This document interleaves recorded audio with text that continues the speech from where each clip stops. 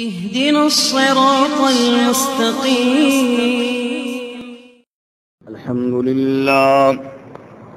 الحمد لله وكفى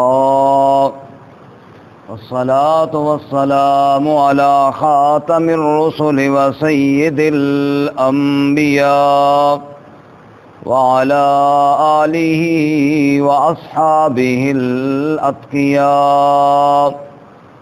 أما بعد فأعوذ بالله من الشيطان الرجيم.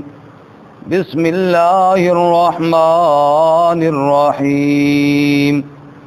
تبت يدا أبي لهب وتب ما أغنى عنه ماله وما كسب سيصلى نارا ذات لهب وامرأته حمالة الحطب في جيدها حبل من مسد. بسم الله الرحمن الرحيم. قل هو الله أحد الله الصمد لم يلد ولم يولد ولم يكن له كفوا أحد. تبت يدا أبي لهب وتب. ٹوٹ گئے دونوں ہاتھ ابو لہب کے اور وہ تباہ ہوا. ما اغنى عنہ مالہ. نہ کام آیا اس سے اس کا مال. وما کسب. اور جو اس نے کمایا. سیصلی نارا ذات لہب. ان قریب داخل ہوگا شعلے والی آگ میں. وامرأتہ. اور اس کی بیوی. حمالۃ الحطب. اٹھانے والی ہے لکڑیوں کو. فی جیدہا حبل من مسد. اس کی گردن میں رسی ہے بٹی ہوئی. بسم اللہ الرحمن الرحیم. قل هو اللہ احد. آپ فرما دیجئے کہ وہ اللہ ایک ہے. اللہ الصمد. اللہ بے نیاز ہے. لم یلد ولم یولد. نہ اس نے کوئی جنا اور نہ وہ جنا گیا. ولم یکن لہ کفوا احد. اور نہیں ہے اس کے لیے برابری کا کوئی ایک بھی. سبحان ربک رب العزت عما یصفون وسلام علی المرسلین والحمد للہ رب العالمین. اللهم صل على محمد وعلى آل محمد كما صليت على إبراهيم وعلى آل إبراهيم إنك حميد مجيد. اللهم بارك على محمد وعلى آل محمد كما باركت على إبراهيم وعلى آل إبراهيم إنك حميد مجيد. معزز سامعین، سورۃ اللہب اور سورۃ الاخلاص آپ کے سامنے تلاوت کی ہیں. اللہ رب العزت ان کے مطابق صحیح بیان کی توفیق عطا فرمائے. آمین. اور ہمیں قرآن و سنت پر عمل کرنے کی توفیق عطا فرمائے. آمین. گزشتہ سبق میں آپ حضرات نے سنا کہ کفار کو دو ٹوک اور واضح جواب دیا سورۃ الکافرون میں کہ جن کی تم عبادت کرتے ہو ان کی میں عبادت نہیں کرتا. اور اس کے بعد اللہ تعالیٰ کی نصرت اور فتح کا تذکرہ فرمایا.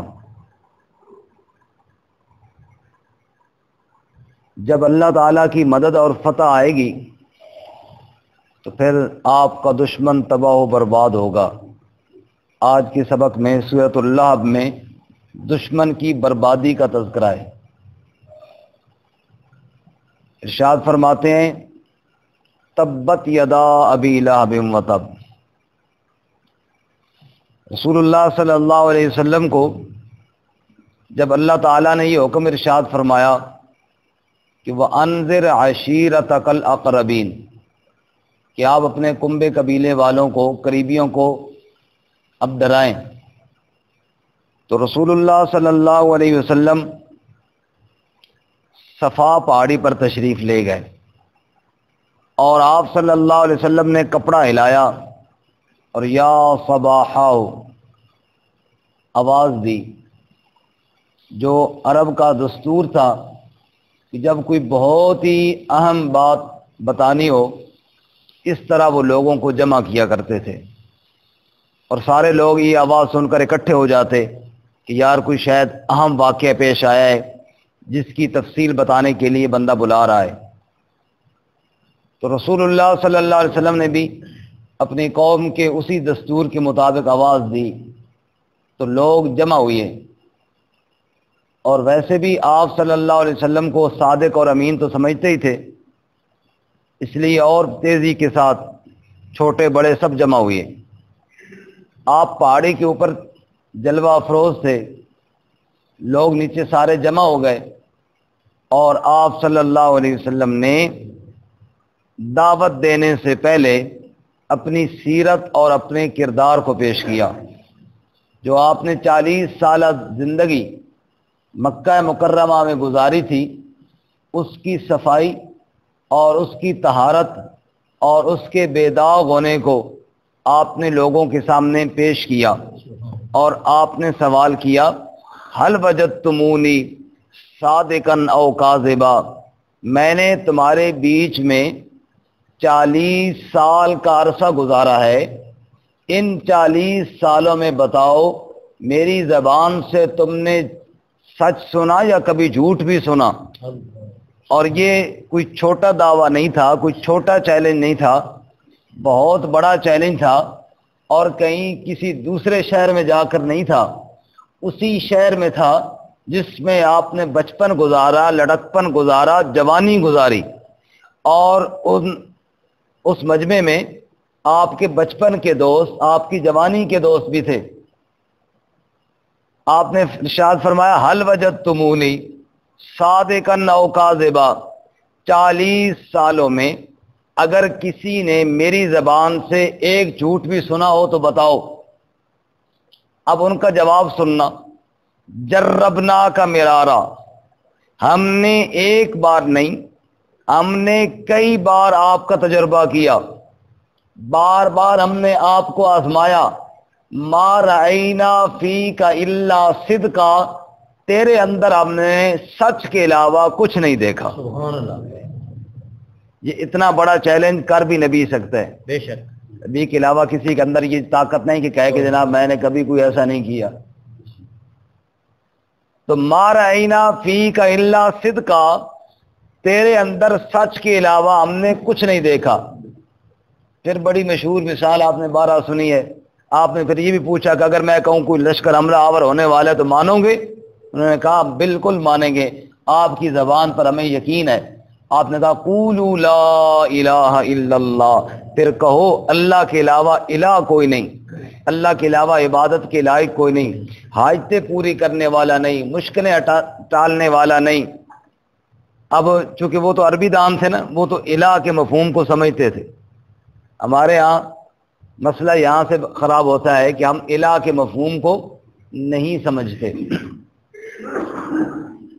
جب وہ سمجھ گئے کہ کہنا یہ چاہ رہے ہیں کہ یہ جتنے بھی ہم نے معبود بنائے ہیں، جن کے سامنے ہم ہاتھ پھیلاتے ہیں، یہ سب غلط ہے، ہمارے باپ دادا جن کے سامنے پھیلاتے رہے وہ سب غلط ہے۔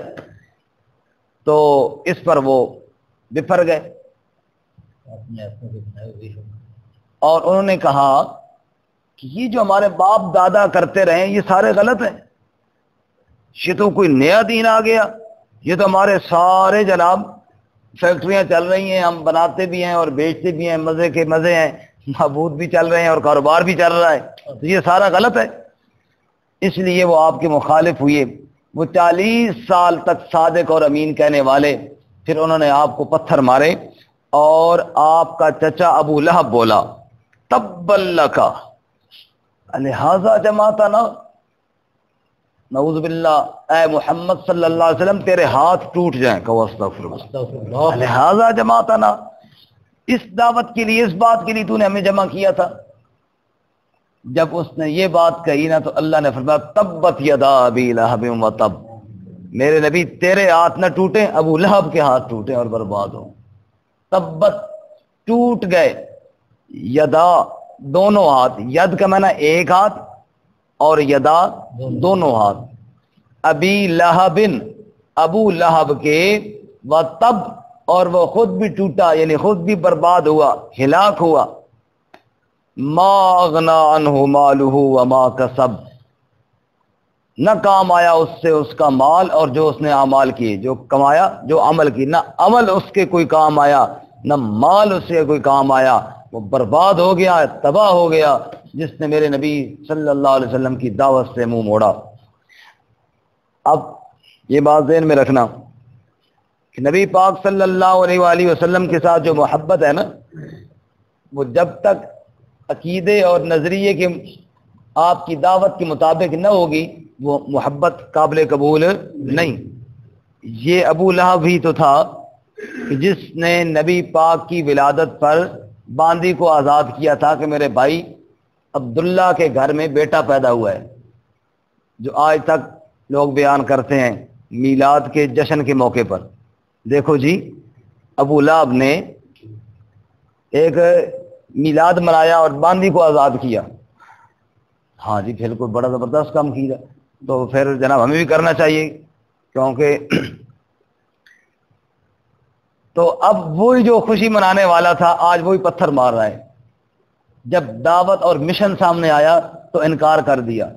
اور عجیب بات یہ ہے کہ پورے قرآن میں نبی پاک کے جتنے دشمن تھے ان میں سے اسی کے نام کی پوری صورت اتار کے اللہ نے اس کی ہلاکت اور بربادی کا تذکرہ کیا کہ جس نے ولادت والے دن خوشی منائی تھی۔ تو معلوم ہے صرف آپ کی ذات سے جو محبت تھی وہ کام نہ آئی، کیونکہ اس نے آپ کے مشن کو ٹھکرا دیا۔ جب تک آپ کی دعوت اور آپ کے مشن پر یقین نہ رکھا جائے صرف نام کی محبت کسی کام کی نہیں ہے۔ اس پاک میں آتا ہے آپ نے بادشاہوں کو جو خطوط لکھے تھے نا ان میں ہرکل بادشاہ کو بھی آپ نے خط لکھا۔ اس کے پاس جب خط گیا تو اس وقت اس نے کہا ادھر کوئی قافلہ آیا وہ مکے سے اس ایریے سے، میں ذرا معلومات کروں وہ نبی کون سے ہیں۔ قافلہ مل گیا، قافلے والوں سے پوچھا ابو سفیان سے بتاؤ وہ نبی کون، مختلف سوال کیے اس نے، باتیں پوچھتا رہا، جواب دیتے رہے، تو اس نے دل ہی دل میں سمجھ گیا کہ یہ سچے نبی ہیں۔ تو اس نے آپ کی محبت میں ایک جملہ کہا، کاش میں اس نبی کے پاس ہوتا تو اس نبی کے قدم دھو کر پیتا، یعنی محبت میں اتنا اس نے بات کی۔ پھر اس نے کہا جی اپنے چونکہ بادشاہ تھا اپنے جو کابینہ کے لوگ تھے ان کو بلایا، دروازے بند کیے، اندر سے تالے لگائے، ان کو بٹھایا، کہنے لگا اگر کامیابی چاہتے ہو نا محمد صلی اللہ علیہ وسلم کا کلمہ پڑھو۔ وہ سارے بھاگے، ہو یہ بادشاہ کیا کہہ رہا ہے، اپنا دین چھوڑ دیں۔ آگے دروازے تو اس نے پہلے بند کیے ہوئے تھے، وہ گئے دروازے بند، کہنا ادھر آؤ ادھر آؤ، بات سنو بات سنو، یہ تو میں نے ویسے چیک کیا کہ تم کچے ہو یا پکے ہو، بات نہ تم پڑھو نہ میں پڑھتا ہوں کلمہ۔ یعنی سمجھ تو گیا تھا، ٹرائی بھی اس نے ماری کہ اگر یہ ساتھ دیتے ہیں تو پھر تو ایمان لے آتے ہیں، لیکن دیکھا کہ سارے مخالف ہو گئے ہیں تو پھر حکومت چھوڑنا کوئی آسان کام تو نہیں تھا۔ پھر کلمہ نہیں پڑھا، ایمان نہیں قبول کیا، اور پھر اسی طرح کفر پر رہا۔ اب محبت کا اظہار تو یہاں تک کیا کہ آپ کے پاؤں دھو کر پینے کے لیے تیار تھا، لیکن ایمان قبول حکومت کی وجہ سے نہ کیا، تو پھر یہ محبت تو کسی کام کی نہ ہوئی نا۔ اصل تو آپ کی اتباع ہے، اصل تو آپ صلی اللہ علیہ وسلم کی کیا ہے، اتباع ہے۔ اتباع نہ ہو تو پھر جناب بندہ جتنے مرضی دعوے کرتا رہے وہ دعوے کسی کام کے نہیں ہوتے۔ دوسری بات جو کہ یہاں پہ وہ موقع ہے، ایک بڑی مشہور مثال دی جاتی ہے ابو لہب کی، ابھی مہینے ڈیڑھ بعد پھر دی جائے گی، اخباروں میں بھی چھپے گی، خطبہ بھی بعض بیان کریں گے۔ آج کل تو خیر کچھ چونکہ لوگ بھی آگے سمجھدار ہو گئے کچھ کم ہو گئی ہے، پہلے دھڑا دھڑ دی جاتی تھی یہی والی۔ ابو لہب ایک بندے کو ملا خواب میں، اور خواب میں اس نے ابو لہب سے پوچھا مرنے کے بعد، بتا تیری حالت کیسی ہے اب؟ اس نے کہا بڑا کام خراب ہے، جہنم میں ہوں، عذاب مل رہا ہے۔ اچھا کوئی نرمی عذاب میں؟ اس نے کہا ایک نرمی ہوتی ہے، وہ میری انگلی، جس انگلی کے ساتھ میں نے نبی پاک کی ولادت پر باندی کو آزاد کیا تھا نا، اس انگلی سے مجھے پانی ملتا ہے، اس انگلی سے مجھے کیا ملتا ہے؟ پانی ملتا ہے۔ آگے تھوڑا خطیب صاحب پھر حاشیے چڑھاتے ہیں، دیکھو جی کافر نے میلاد منایا، اس کو جہنم میں بھی پانی مل رہا ہے، ادھر جہنم تو ادھر پانی، جہنم میں بھی پانی مل رہا ہے، تو ہمیں تو جناب بڑا فائدہ ہوگا۔ پھر لوگ بیچارے نوٹوں کی برسات کر دیتے ہیں کہ اب زبردست کام ہو گیا جی، جو پانی جو ملنا ہے تھوڑے جہنم میں ہی ملے تو چلو جناب بڑے فٹ کام ہے، ہم بھی خرچہ کریں یہاں پر۔ تو اس کا بڑا آسان جواب قرآن میں موجود ہے، تبت یدا ابھی، انگلی کہاں ہوتی ہے؟ ہاتھ میں یا ناک میں؟ ہاتھ میں ہوتی ہے نا، اور اللہ تعالیٰ نے بھی کسر نہیں چھوڑی، دونوں ہاتھوں کا ذکر کیا، ید نہیں فرمایا، یدا، دونوں ہاتھ برباد ہوئے ابو لہب کے۔ اب قرآن کیا کہتا ہے؟ ابو لہب کے دونوں ہاتھ برباد، تو انگلی ہاتھ میں ہی ہوتی ہے نا، تو اللہ تو کہتے ہیں اس کے اعمال نے ما اغنا عنہ مالہ وما کسب، نہ مال نے کام دیا نہ اعمال نے کام دیا۔ ہم کہتے ہیں نہیں جی اس کو جہنم میں پانی مل رہا ہے، سمجھ آئی؟ اور مزے کی بات یہ ہے کہ جس بندے کو خواب آئی وہ بھی مسلمان نہیں، اور خواب میں ملنے والا بھی مسلمان نہیں۔ ایک کافر کو خواب آ رہی ہے، دوسرا کافر خواب میں مل رہا ہے، وہ جناب دلیل ہے۔ حالانکہ ابو لہب تو جیتا جاگتا مل جائے تو اس کی بات ماننے کے قابل نہیں ہے، وہ خواب میں مل رہا ہے تو وہ دلیل کہاں سے بن گئی؟ ابو لہب جیتا جاگتا آئے اور ہمیں کہے نہیں جی کوئی مسئلہ نہیں، میں ٹھیک ٹھاک ہوں، ہم نے ابو لہب کی ماننی ہے یا اللہ کے قرآن کی ماننی ہے؟ اللہ کے قرآن تو کی۔ قرآن تو یہ کیا کہتا ہے؟ اس کے دونوں ہاتھ ٹوٹ گئے۔ جہاں پہ یہ دلیل دیتے ہیں نا، میں یوپی میں تھا تو عالم میں سنا تھا، وہاں پہ وہ یہ دلیل دے رہا تھا کہ اس دن پیدا ہو گئی، اس کی عذاب کی، اس کی عذاب ختم ہو جائے، تخفیف ہو جائے۔ کب کیا؟ ایک دن کے لیے۔ وہاں بھی یہ جیسے کہہ رہے ہیں کہ وہ مولوی صاحب کہہ رہے تھے کہ ایک دن کے لیے عذاب ختم ہو جاتا ہے، تو قرآن تو یہی کہتا ہے کہ ما اغنی عنہ مالہ وما کسب۔ اگر یہ بات ہو کہ عذاب اس کا کم ہو جاتا ہے تو پھر تو معلوم ہے اس کا عمل اس کو فائدہ دے رہا ہے، اور اللہ یہاں پہ فرماتے ہیں نہ اس کے اعمال نے کام دیا نہ اس کے مال نے کام دیا۔ تو یہ ساری باتیں تبھی پیدا ہوتی ہیں جب ہم قرآن سے دور ہو گئے ہیں، تو اللہ ہمیں قرآن کے قریب ہونے کی توفیق عطا فرمائے۔ تبت یدا ابی لہب وتب، ٹوٹ گئے دونوں ہاتھ ابو لہب کے اور وہ تباہ ہوا۔ ما اغنا عنہ مالہ وما کسب، نہ کام آیا اس سے اس کا مال، وما کسب، اور جو اس نے کمایا۔ سیصلی نارا ذات لہب، ان قریب وہ داخل ہوگا آگ میں، ذات لہب جو شعلے والی ہے۔ شعلے، ابو لہب شعلے والا، چہرہ کہتے ہیں بڑا چمکتا تھا، اس لیے ابو لہب کہتے ہیں، اللہ کہتے ہیں اس کو شعلے والی آگ میں ڈالیں گے۔ سیصلی نارا ذات لہب، وہ شعلے والی آگ میں داخل ہوگا۔ وامرأتہ، اور اس کی بیوی، جیسے یہ مخالفت کرتا تھا نا نبی پاک صلی اللہ علیہ وسلم کی، ایسے اس کی بیوی ام جمیل وہ بھی مخالفت کرتی، اور وہ اتنی بدبخت تھی کہ نبی پاک کا نام بگاڑتی تھی، نعوذ باللہ۔ محمد نہیں کہتی تھی، مزمم کہتی تھی۔ محمد کا معنی جس کی بار بار تعریف کی جائے، اور مزمم کا معنی جس کی بار بار مذمت کی جائے، نعوذ باللہ من ذالک۔ لیکن نبی پاک صلی اللہ علیہ وسلم نے فرمایا کہ اللہ تعالیٰ نے اس کی بکواسات سے میری صحیح حفاظت کی ہے، یہ جتنی گالیاں دیتی ہے مزمم کو دیتی، مزمم یوں اور مزمم یوں دیتی رہے، میں مزمم تو نہیں ہوں نا، میں تو محمد ہوں صلی اللہ علیہ وسلم، تو اس کے زبان پر میرا نام ہی اللہ نہیں آنے دیتے، اور وہ ساری گالیاں مزمم کو دے رہی ہے۔ تو مزمم جیسا بھی ہے دیتی رہے گالیاں، میں تو مزمم نہیں ہوں نا، اس کو مجھے گالی دینے کی ہمت ہی نہیں ہوتی۔ اللہ نے یوں حفاظت فرمائی ہے۔ اور وہ جناب کانٹے دار لکڑیاں چن چن کے نبی پاک کے اوپر ڈالتی، آپ کے راستے میں پھینکتی۔ وامرأتہ، اور اس کی بیوی، حمالۃ الحطب، اٹھانے والی ہے لکڑیاں، لکڑیاں اٹھانے والی۔ کہ ایک مفہوم تو یہ بھی ہے کہ کانٹے دار لکڑیاں نبی پاک کے راستے میں پھینکتی، دوسرا مفہوم یہ بھی مفسرین بیان کرتے ہیں کہ بخل مراد ہے اس سے، جیسے فارسی کے اندر کنجوس مکھی چوس کو کیا کہتے ہیں؟ ہیزم کہتے ہیں لکڑیوں کو، فارسی میں لکڑیاں اٹھانے والا، یہ کنایا ہے، محاورہ ہے کنجوس سے، یعنی بڑی سردار تو تھے، مالدار بھی تھے، لیکن کنجوس بھی بہت زیادہ تھے، وہ بخیل وہ کنجوس، وہ میرے نبی پر باتیں کرتی ہے. تو یہ اللہ تعالیٰ اس کی گویا کہ وہ اس گھٹیا صفت کو بیان کر رہے ہیں.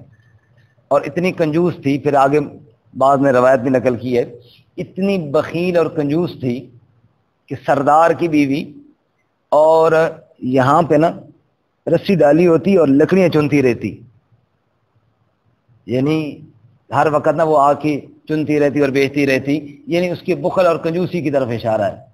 اور کہتے ہیں اس کی موت بھی ایسی ہی ہوئی کہ لکڑیاں لا رہی تھی اور ایک جگہ ٹیک لگائی، اور وہ ادھر یہاں پہ تھا نا تھوڑا سستانے کے لیے، تو فرشتے نے تھوڑا سا اس کو نیچے کیا تو جان چھوٹی ہو رہی، ادھر ہی مر گئی. تو حمالۃ الحطب، بعض نے یہ بیان کیا کہ حمالۃ الحطب سے مراد جہنم کا عذاب ہے. جیسے آگ جل رہی ہے اس میں لکڑیاں ڈالو تو بھڑکتی ہے، ایسے ہی یہ دونوں میاں بیوی دوزخ میں ہوں گے اور ایک دوسرے کے اوپر گویا کہ لکڑیاں ڈال رہے ہو کہ آگ بھڑکا رہے ہوں گے. ایک دوسرے کو دیکھیں گے نا کہ ہم نے جو کچھ کیا تھا تو وہ اور آگ بھڑکائی جا رہی ہوگی. یہ ان کو عذاب ہے. فی جیدہا حبل من مسد، اس کی گردن میں رسی ہے، حبل کا معنی رسی ہے، من مسد کھجور کی چھال سے بٹی ہوئی. تو اس کے بھی وہی مفہوم ہے، ایک تو وہ جو میں نے ابھی عرض کیا کہ وہی رسی اس کی گردن میں آئی جو لکڑیاں اکٹھی کرنے کے لیے اور مر گئی. اور یہ ایک مطلب یہ ہے کہ بٹی ہوئی سے مراد مضبوط ہوتا ہے نا، مضبوط رسی اس کی گردن میں ڈالی جائے گی، یعنی دوزخ کے اندر خوب جکڑ کے اس کو رکھا جائے گا. دوزخ میں جیسے سورہ یاسین میں انا جعلنا فی اعناقہم اغلالا، ہم نے ان کی گردنوں میں توق ڈالے ہیں، تو خوب بٹی ہوئی رسی اس کی گردن میں ہوگی، یعنی سخت قسم کا توق ڈالا ہوا ہوگا. فہی الی الاذقان فہم مقمحون، اور وہ ٹھوڑیوں تک چڑھے ہوں گے اور سر اوپر اٹھے ہوئے ہوں گے، تو یہ اس کو سزا دی جائے گی. تو دشمن کی ہلاکت کا تذکرہ سورہ اللہ نے فرمایا. اب سورہ اخلاص ہے جی. سورہ اخلاص میں اللہ کی توحید کا بیان ہے. کہو سبحان اللہ. سبحان اللہ. قل هو اللہ احد. بعض کہتے ہیں مشرکین نے کہا، بعض کہتے ہیں یہود نے کہا اے نبی صلی اللہ علیہ وسلم اپنے رب کی نسب بیان کرو، رب کا نسب بیان کرو. جواب آیا قل هو اللہ احد، آپ کہہ دیجئے وہ اللہ ایک ہے، وہ اللہ ایک ہے. وہ ایک بات ابھی کی ہے نا ابو لہب والی، وہ میلاد والی، ایک اور بات ابھی یاد آئی قل پہ. قل انما انا بشر مثلکم، قرآن میں ہے نا، آپ کہہ دیجئے میں بشر. اس کا ایک مولوی صاحب جواب دے رہے تھے قل انما انا، کہ میرا پیغمبر تو کہے کہ میں بشر ہوں. نبی کہے تو بے شک کہے نا، ہمیں کہنے کی اجازت نہیں. قل انما انا، تو اس کا بڑا آسان جواب یہ ہے کہ قل هو اللہ احد، میرا نبی تو کہے کہ اللہ ایک ہے، ہمیں کہنے کی اجازت نہیں. پھر کہ اگر یہ بات ہو قل کہتے جی قل کا مطلب نبی پاک کو ہے، ہمیں کہاں کہ ہم کہیں، تو سمجھ آ رہی بات کوئی نہیں آ رہی. قل هو اللہ احد، نبی بھی کہتا ہے اللہ ایک ہے، تو ہم بھی یہی کہیں گے نا کہ اللہ ایک ہے. جو بات نبی کہے ہم نے بھی وہی بات کہنی، ہم نے اپنی طرف سے کوئی اور تو نہیں کاٹ کے کہنی. قل هو اللہ احد، آپ کہہ دیجئے وہ اللہ ایک ہے. اللہ الصمد، اللہ بے نیاز ہے، کسی کا محتاج نہیں، ساری صفتوں والا ہے، علم والا ہے، رزق دینے والا ہے، صحت دینے والا ہے، اور تنہا یہ سارے کام کرنے والا ہے، کسی کی مدد کی اس کو ضرورت کوئی نہیں، اور ساری کائنات والے اس کے بغیر کچھ بھی نہیں کر سکتے. جو وہ چاہے وہ ہوتا ہے، وہ نہ چاہے تو کچھ نہیں ہوتا. وہ فرعون چاہے کہ میرے موسیٰ کو ذبح کرنا ہے، وہ نہ چاہے تو موسیٰ اس کے گھر میں پل جاتا ہے، ذبح کوئی نہیں ہو سکتا. دنیا والے چاہیں عیسیٰ علیہ الصلوۃ والسلام کو سولی پہ لٹکا دینا ہے، وہ نہ چاہے تو نہیں لٹکا سکتے، اور عیسیٰ علیہ السلام آسمانوں پہ اٹھا لیے جاتے ہیں. اگر چاہیں لوگ ابراہیم علیہ السلام کو آگ میں جلانا ہے، وہ نہ چاہے تو کوئی نہیں جلا سکتا، ایک بال بھی آگ میں سے حفاظت ہو جاتی ہے. وہ نہ چاہے کہ جناب چھری سے اسماعیل علیہ السلام ذبح ہوں تو نہیں ذبح ہو سکتے، چاہے خلیل اللہ زور لگاتے رہے. اللہ الصمد، جو وہ چاہے وہ ہوتا ہے، وہ نہ چاہے تو کچھ نہیں ہوتا. وہ چاہے بھائی چاہے یوسف علیہ السلام کو مار ڈالیں گے، کنویں میں پھینک کر ختم کر دیں گے، وہ نہ چاہے تو نہیں ہو سکتے۔ وہ یوسف کو تخت پر جا کر بٹھاتا ہے، پھینکنے والوں کو سوالی بنا کے سامنے جا کھڑا کرتا ہے۔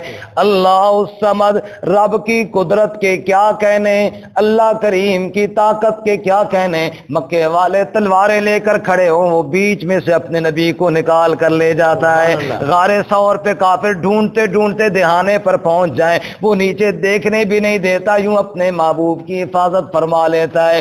قل هو اللہ احد، ساری صفتوں میں ایک ہے، اپنی ذات میں ایک ہے، مثل کوئی نہیں، اس کی مثال کوئی نہیں۔ لیس کمثلہ شیء، اس کی مثل کوئی نہیں ہے۔ قل هو اللہ احد، وہ ایک تن تنا وحدہ لا شریک ہے۔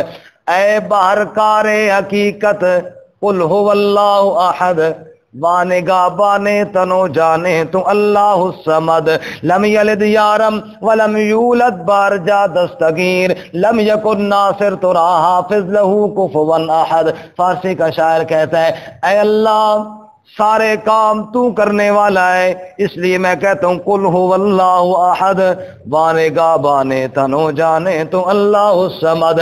دنیا والے کہتے ہیں وہ بے نیاز ہے، اس کو کسی کی پرواہ نہیں، لیکن عجیب بے نیاز ہے، چھوٹے سے کیڑے سے لے کر بڑے سے بڑے سب کو پال رہا ہے، کسی سے غفلت بھی نہیں کرتا، پرواہ بھی کسی کی نہیں ہے، یعنی کسی کا محتاج نہیں ہے، لیکن کسی کی روزی دینے سے غافل بھی نہیں ہوتا۔ ہر ایک کی روزی کا انتظام کرنے والا کون ہے؟ اللہ۔ لم یلد یارم ولم یولد بارجا دستگیر، لوگ کہتے ہیں فلانے کی اولاد کوئی نہیں، اس کو کیا پتا بچے کیسے پالے جاتے ہیں، اور شاعر کہتا ہے اے اللہ تیری اولاد تو کوئی نہیں، لیکن ساری کائنات کو تجھے پتا ہے کیسے پالا جاتا ہے، کس کے کام کیسے بنائے جاتے ہیں۔ اتنا بچے کی ماں نہیں تڑپتی بچے کے لیے جتنا تو اس کا خیال کرنے والا ہوتا ہے۔